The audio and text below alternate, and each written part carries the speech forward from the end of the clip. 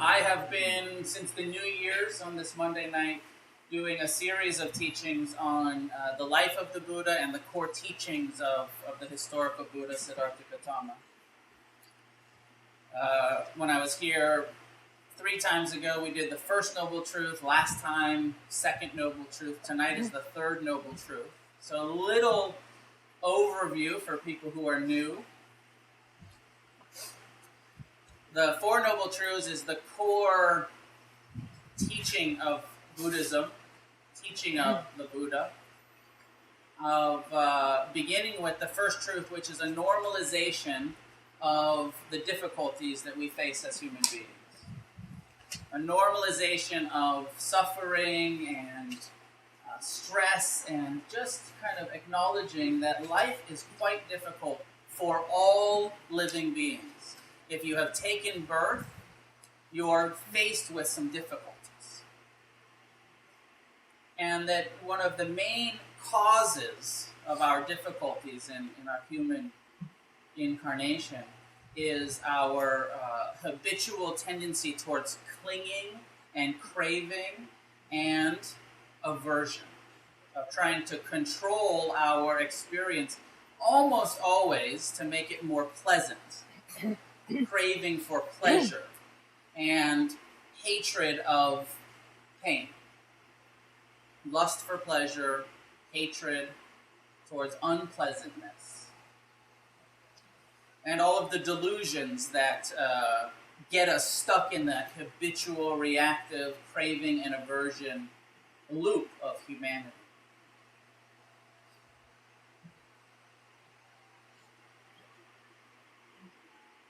The third truth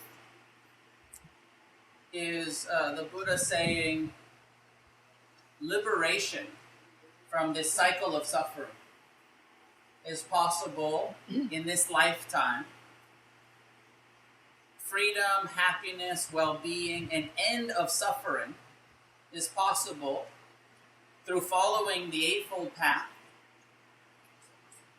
through turning toward and almost embracing the suffering in our lives, stopping the running from, the denying of, or the suppressing or ignoring of the dukkha, difficulty, but by actually turning towards the dukkha and saying, okay, how am I suffering?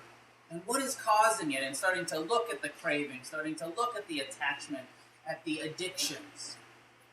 Not just the big drug, alcohol addictions, but the addiction to comfort, the addiction to pleasure, the addiction to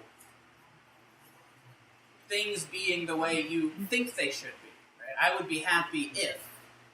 I have that thought about 1,000,000 times a day. If this situation were only different than it is, then I'd be happy.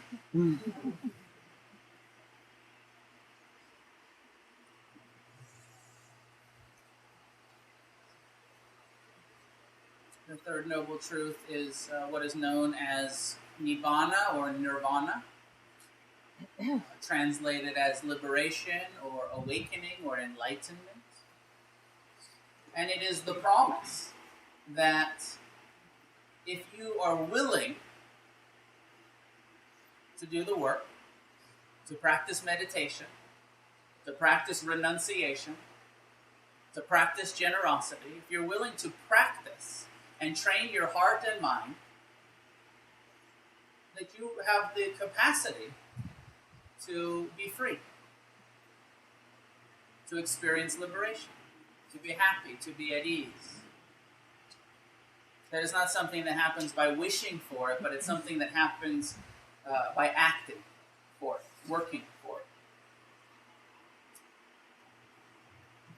I guess the big question often is, philosophically, is in a gathering like this, well, what is enlightenment? What exactly does that mean?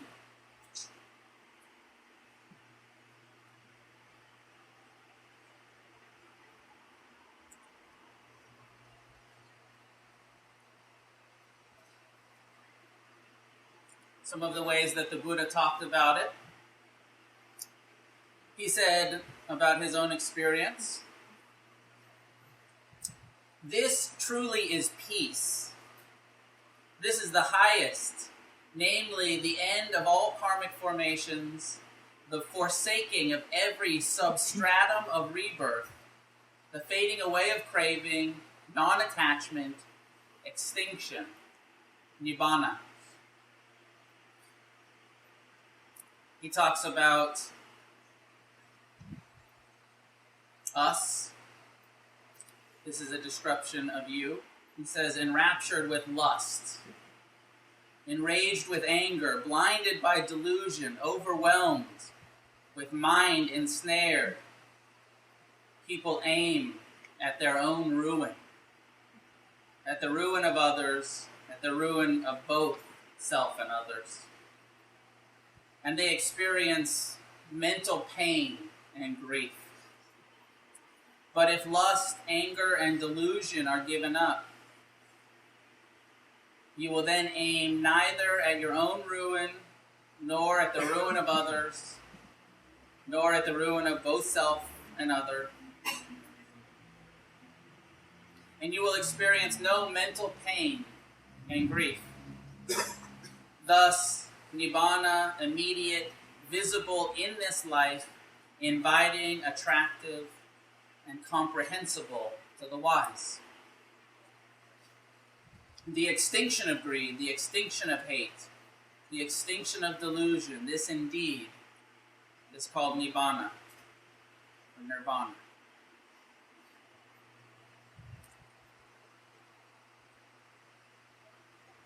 Now, when I hear that, I have mixed feelings about it. Some of it. Some, having studied this stuff for a long time, I sometimes question the translators. I sometimes question the Buddhist presentation that sounds a little too perfect. Sometimes it sounds a little unattainable, like this word extinction, that it goes away completely, it's extinct. I mean, even our logo, or one of our mottos around here on the sweatshirts, meditate and destroy. Even it's a little strong, right? And the point is the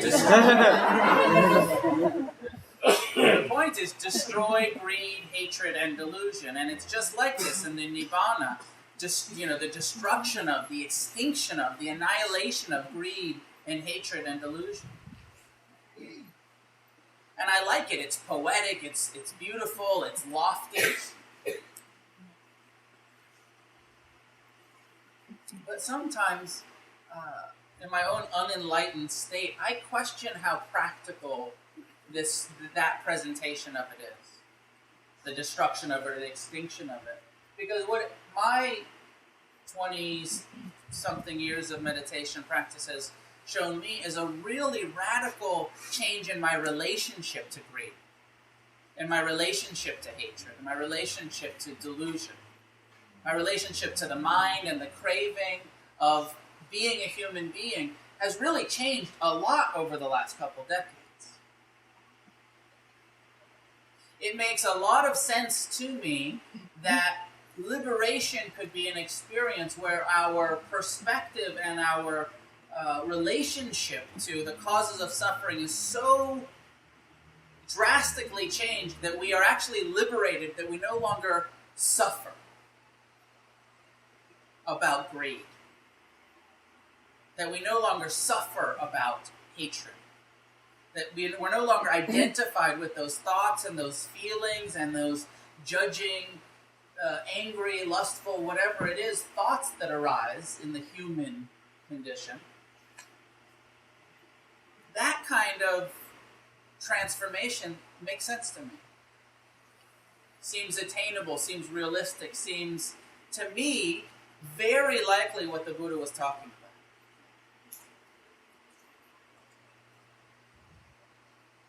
Extinction of identification with greed.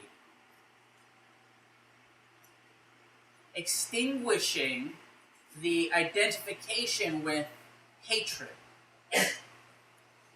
And this word Nibbana, I'm told, is a cooking term in India. in the ancient Indian. I thought it was actually just in the Pali dialect, and the kind of which is a dead language in India. This word Nirvana meant cooking, but I was talking to a guy who was a Sikh, and I said, "Oh, Nirvana, it means it's a cooking term." He's like, "Oh yeah, we still say that in Hindi. It has something to do with like taking the pot off of the fire, like taking it out of the stove, like it's cooked, it's done. It's time for it to cool." And so the reference is we are the pot, and we are being burned by greed and hatred and delusion. And so often the image is that you've put out the flames of greed, hatred, and delusion.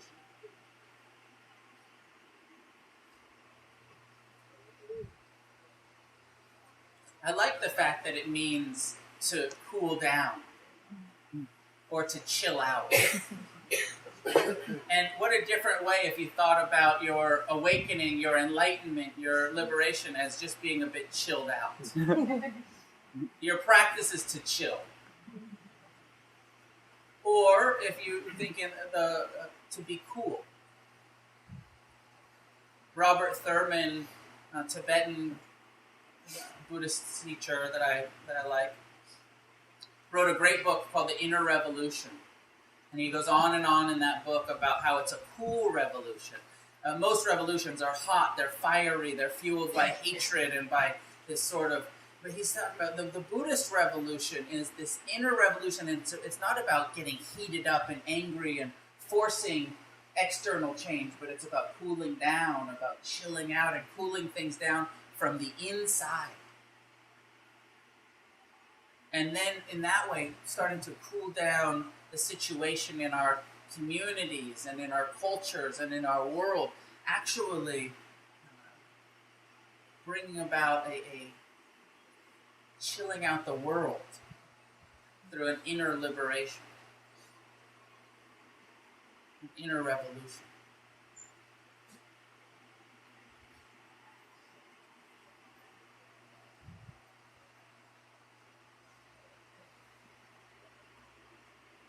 Part of the connotation of enlightenment from the traditional Buddhist view of the third noble truth does have to do with rebirth and the end of rebirth.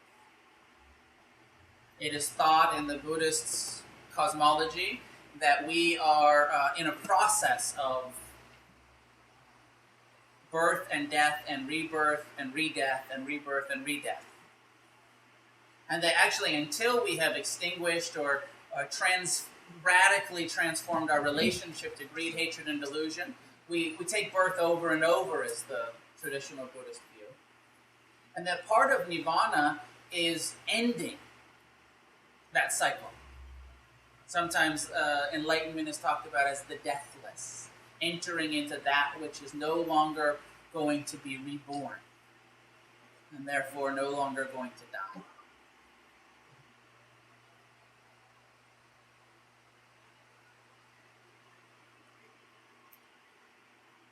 Then the question may arise, what happens to the enlightened being?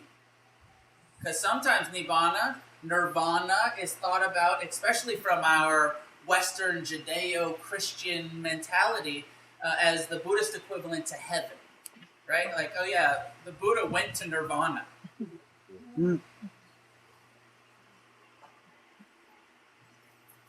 And so then maybe you have that question. I don't know if you do, but now you do. Right now you think, what is Nirvana? Where is Nirvana? What happens to a fully enlightened being if what's happening here is that we can be fully liberated, and that means that you won't take birth again in your full liberation? Then what happens to your spirit, your soul, your karmic bundle? What happens to it? The Buddha answers it this way. Truly, there is a realm where there is neither the solid nor the fluid, neither heat nor motion, neither this world nor any other world, neither sun nor moon. This I call neither arising nor passing away, neither standing still nor being born nor dying.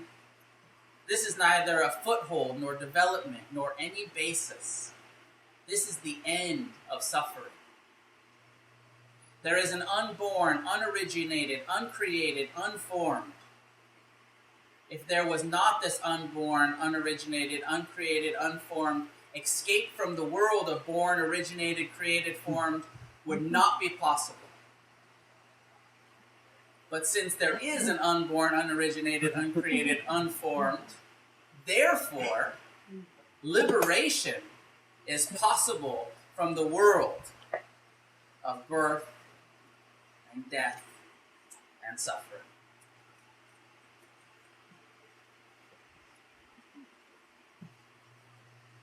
He doesn't really answer the question, though, does he? He just negates all of our conceptual ideas about what happens next for the enlightened being. Rather than, painting a picture of some ideal, pleasant experience, he just says it's neither form nor formless. Thanks a lot, Buddha.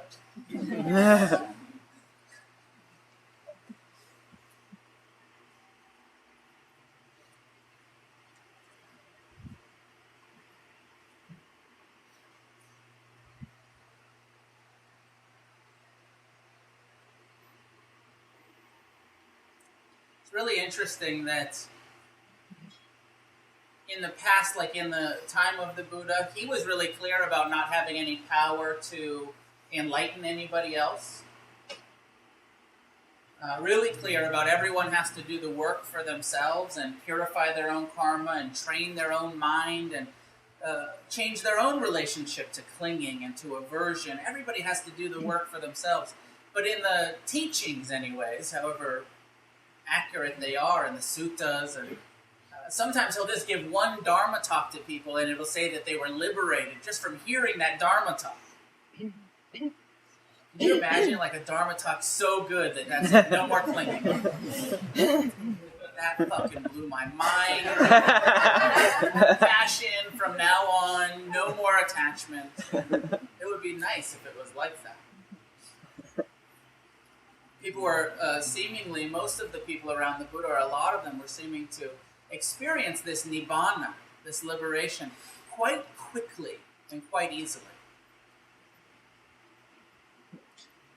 To me, it brings up some serious questions about religion and how maybe Buddhism and the religion of Buddhism for the last 2,500 years has sort of mucked up actually what the Buddha was talking about.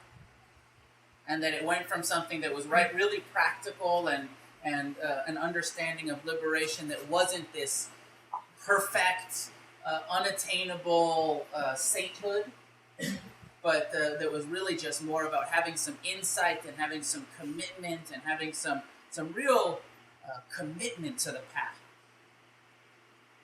Commitment to letting go.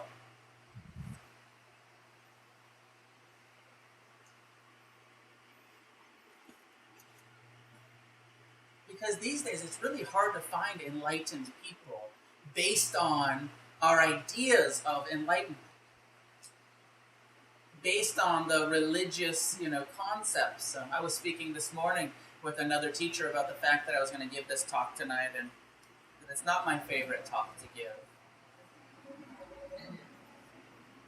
Because there's a lot of confusion about it. Because I don't feel enlightened myself, and mostly don't like to talk about things that I haven't experienced, but this is one of those, if you're going to teach Buddhism, you have to talk about enlightenment even though you're not enlightened.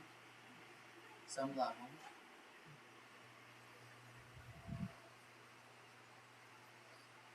And she was talking about the Dalai Lama. And we were discussing how even His Holiness the Dalai Lama, which seems like such a very developed and wise and just such an advanced being, that he even says, oh no, I'm not enlightened, I'm not fully liberated. He says, people think I am. People say I'm this Buddha. He said, but I'm not. I still get angry. don't know. I think that maybe Buddhas can get angry.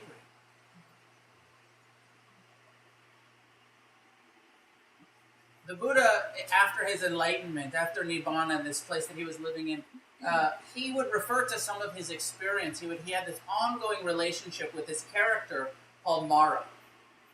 And Mara was the personification of lust or fear or anger, and Mara would come and he would attack the Buddha. And if you ask kind of real traditional Buddhists, especially like Theravadan monastics, they say enlightenment is a complete perfection of the mind, and greed, hatred, and delusion no longer arise, that they've been uprooted completely, they're gone from the enlightened Buddha's mind. And so then you say, well, what about this Mara character that keeps coming back? Are you going to try to tell me that that's actually the devil? And, traditional Theravadins have to take a stance to say, yes, Mara is not part of the mind, because then that would mean that the mind is imperfect. Mara is, a demon that's sort of fucking with you, trying to seduce you and taunt you and, following you around your whole life. It's the bully, the schoolyard bully, but never leaves you. It's kind of like that guy from Back to the Future, like McFly. You're 50 years old and you're still getting pushed around. It's a high school bully.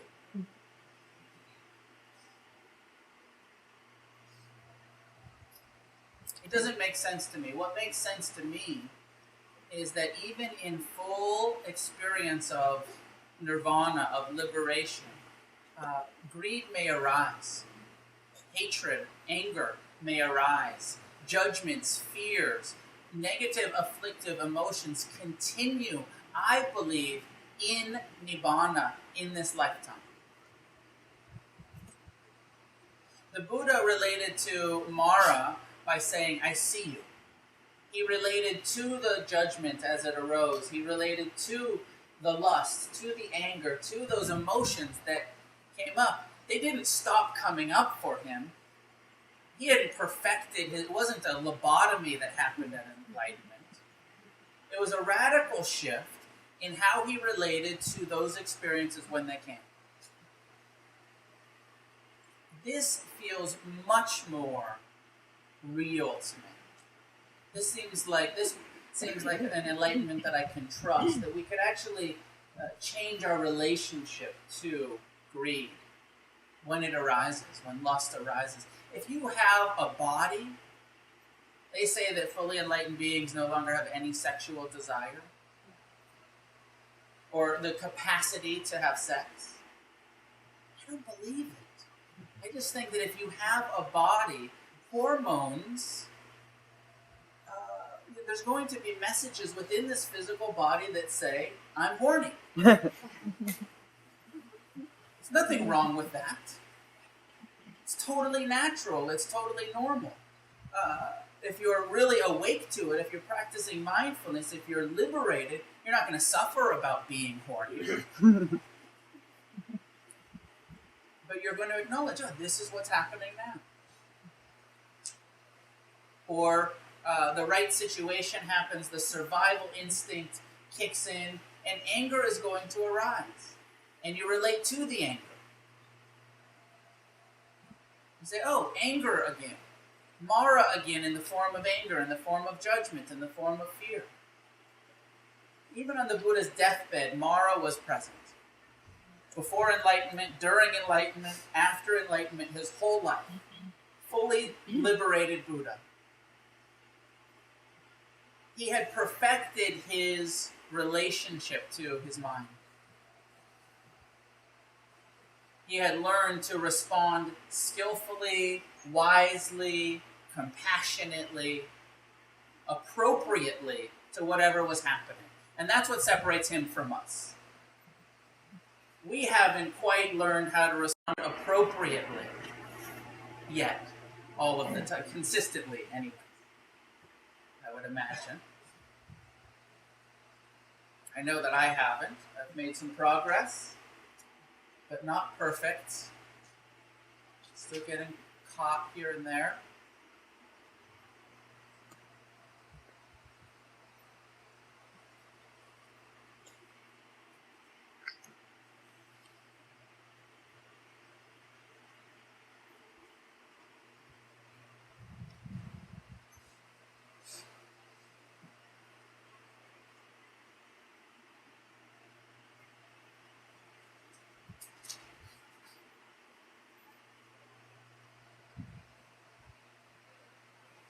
From the Dhammapada, it says, few cross over the river.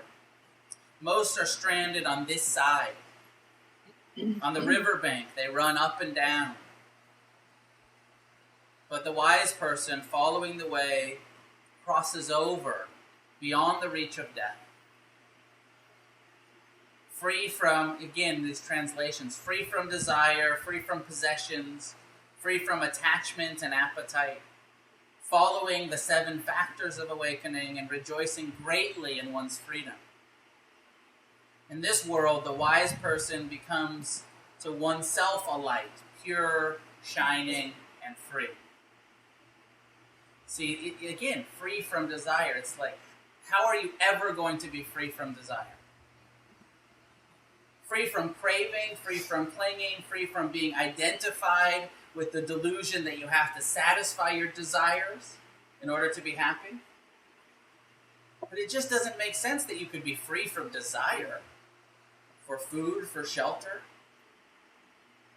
If you have a body and a mind, you're going to have desire. How you relate to your desires. I like to make a distinction between desire as normal and natural and healthy, and craving being the extreme, craving being the feeling that says, I can't be happy unless I get. Desire is the knowledge that I'm okay, I can be happy, I can be at ease, but I still want A, B, and C.